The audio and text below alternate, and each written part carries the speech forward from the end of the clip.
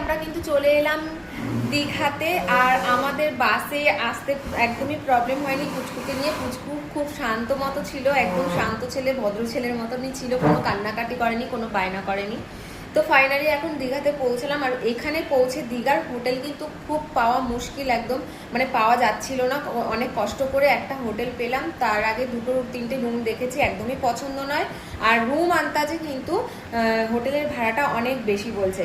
তো ফাইনালি দেখো আমরা এখানে হোটেল ডিউ পেয়ে গেছি, কালী মন্দিরের পাশ দিয়ে গলি যেটা, সেখানে হোটেল ডিউ পেয়ে গেছি। এই রুমটার ভাড়া দেখতে পাচ্ছ, এই রুমটার ভাড়া হচ্ছে 1350। এই দেখো, এই রুমটাও সেরকম খুব একটা মানে ভালো, কিন্তু খুব একটা যে ভালো সেটা নয়, কিন্তু টাকাটা একটু বেশি রুম আন্দাজে, সেটাই আর কি বলার।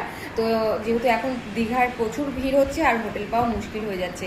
তো চলো এখনের মতন এইটুকুই। আবার কিন্তু আমরা এখন স্নান করতে যাব, খাওয়া দাওয়া করতে যাব, তারপর একটু একটু করে তোমাদের সাথে শেয়ার করবো। টাটা।